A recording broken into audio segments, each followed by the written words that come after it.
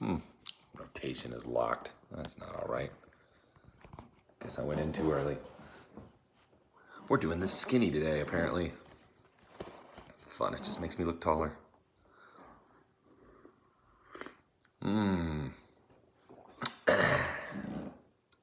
Look at that. I still have yours on one too. Just, again, little secret. I probably have like 6 of these. Gotta have morning. Good morning. All right. Here we go. Good morning, good morning. Okay, that's running. Yes. Sorry for the non-landscape mode this morning. Actually, it's easier to read all of these things. This is great. I can. Maybe I'm gonna have to do it this way. Oh, that's not true, Nathan. Good morning from Germany. Wow. Good morning. Welcome. Okay, everybody's loading in here. All right, y'all. So I got this video here today. You guys are going to, again, people who've been around here for a while have been watching these and how I've kind of run through a lot of the soil info and a lot about the next products, and a lot of this thing is a little bit different. And part of it is a little bit of an attempt to cast a little wider net and kind of call out some things about how people want to shortcut lawn care. So it's, I think you're going to have a really good time with it.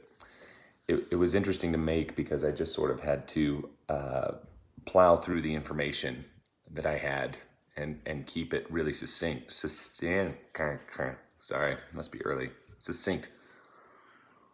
Put my teeth in. No, I don't. Look at that. I don't. There's none in there. I had to keep these things clean. So anyway, I think you guys are really going to have a good time with it. I bet there's going to be some fun questions that come out of it before long. So let me answer some of yours. Josh Smith, coming out with any new products? Yeah, always. In fact, that's something that we have kind of on a regular basis. We have multiple things that are running through testing and trials in different areas.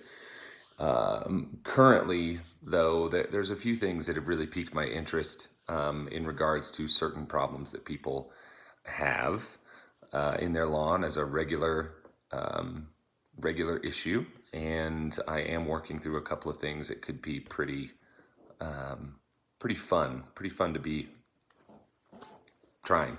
But anyway, we've got a bunch of stuff running again this year at University of Georgia. And we continue to do trials on a lot of the things. In particular, there's some field trials through the university going out about aerate, as a matter of fact. So it's pretty fun. Let's see here. Let's just cruise up here real quick. Josh, I may, in fact, get another sponsorship from Rikers. I do think that they're actually going through a reorganization. They may have a name change coming up. But they did send me some really cool shirts and stuff. Jason's here, just planted 200,000 wildflower seeds to help the bees. Okay to use starter fruit to get them going. Yeah, of course, totally. There's nothing wrong with that. You can go light, go out there and put it. Wildflower seeds tend to take on their own, but if you want to give them a little energy, there's nothing wrong with that. How many times do you recommend spraying RGS on a lawn? Can I mix this with imidacloprid and bifenthrin? Yes, you can do those two things. That works really wonderful. A lot of people on the professional side do that. Depending on how much you want to put out, I'd really say that for most people, even professionally, the maximum rate on that is somewhere around like 12 ounces a year per 1,000. I have some people who go higher than that, but that's about max.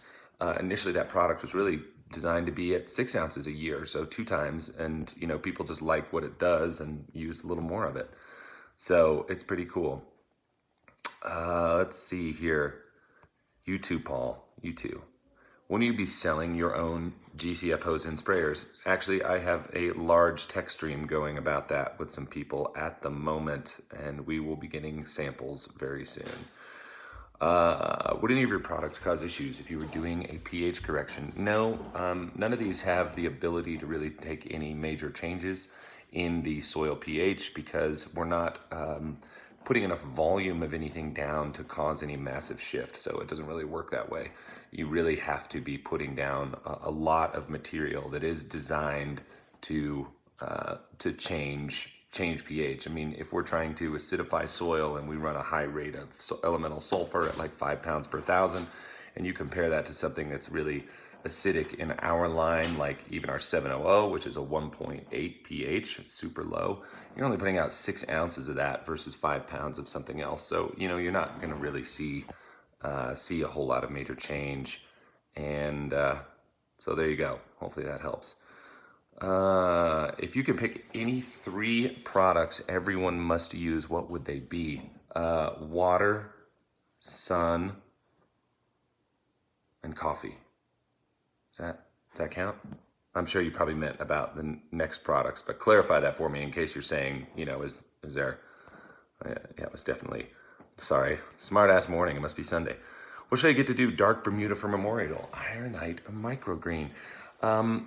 Ben, you know what? Maybe you're going to want to watch this a little bit. We can talk about that afterwards. But if your lawn is green, if it's growing, if it's active, if you fed it a lot, if it's got the right amount of nitrogen, iron will do wonders for it. And you could do that within a few days of Memorial Day to hit it.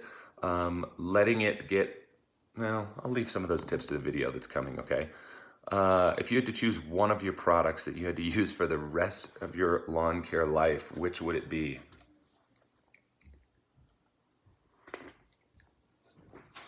I would probably just stick with Humic 12. That would be the one, because I know that I could use it against or with and against anything else that I ever put out. If I was feeding conventionally, that would be the only thing I would do if I had the option to use other stuff. If I didn't, if I had no option to use anything else, I would go with 402. I'd run 402 and I could run it all the time. So let's see if we can back up here. Do you have a double dark concoction like Jake the Lawn Kid? I don't. That is Jake's. He does that. He rocks it, and it's fun. Steve Morris, suggestions on helping a sick tree this year, and I haven't found out what it is. Just don't have many leaves. Send me a picture of it. Let's take a look. Steven, Answers at Lawncology. Let's see if we can figure it out. Do any of your products, will they help out growing bamboo plants? You know, bamboo, number one, takes a ton of water, make sure it's planted by a ton of water, and you can feed it nitrogen just like you would grass. It fits into that same category. As plants, you can do that, and it'll help to kind of speed it along. If you're growing like, you know, the little bamboo, like the lucky bamboo and the plants with the rocks and stuff like that, you don't really want to put a whole lot of anything. I mean, we're talking like eyedroppers because it stays in that water. So you have to be kind of careful with that. What's the best time or soil temp to apply some Omri fertilizer? Or you can do that anytime, Super TA. You can do it anytime. You know, water is a catalyst for breaking things down. Obviously, heat will increase microbial activity, which will break things down. But, you know, the nitrate that's in there is going to move away from the organic matter anyway. I don't know what kind this is that you're talking about, but you can put it down really anytime. Is it possible to use your irrigation system to apply liquid fertilizer? Yes, Easy Flow has been doing that for a number of years. Their pressurized systems are pretty cheap, 150, 165 bucks for, I think, a 1 1/3 gallon tank, which is good for lawns up to like 5,000 square feet, if I remember correctly. How often, what would you use to put on baby grass? Okay, Ben, if it's brand new and it's just coming out, wait until it gets up a little bit taller before you go trampling up. There's this kind of general rule between 21 and 28 days where you can start doing some stuff, and then somewhere between like 38 and 41 when you can start, you know, actually hitting it with good food at that point. Do you agree that calcium helps with stronger plant production? Yeah, and in fact, in tissue and liquid form, and not necessarily even doing something like, you know, lime, calcium via lime, but actually doing a liquid one is really meant to increase, you know, really the strength of the plant overall by getting that in there. Okay, let's keep going. Are you coming to GIE this year? I hope, oh, if they are still having it, yeah, absolutely. I was actually just talking to Eric about this yesterday. So I haven't seen, he said there was a newsletter about it, but apparently I haven't looked at it. Do biostems need to be watered in right away? Rob, I always do that. I just think it's a good practice for you. If you're gonna do fertilizer, and again, there's some steps that are gonna come up in this next video about applying fert and how I think it's the best way to do it, especially with solubles. And then this as well, you know, I think watering in is smart. I think you should do it. All right, I got a 2-minute warning over here. Let's keep going down this reg. See how many more I can answer this real quick. Wow, there's a lot. Okay, Lazy Lawns, note on RGS. If the recommended max is 12 ounces per 1,000 per year, am I doing bad by putting 3 ounces per month?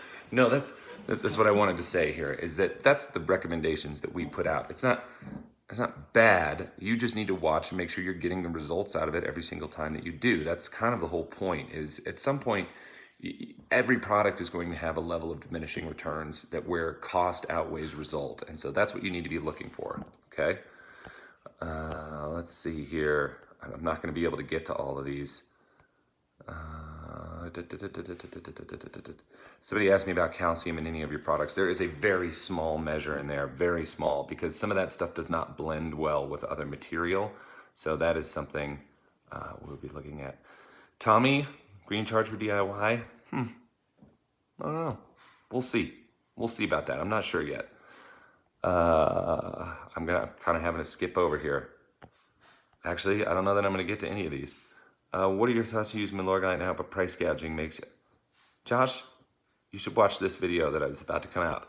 I have a burning bush that's been out of the ground with roots air exposed for over a month now, and its leaves are starting to go. Want to Frankenstein it for fun. What do you use? As long as you keep water on it, throw some 402 on it, you might be able to do something.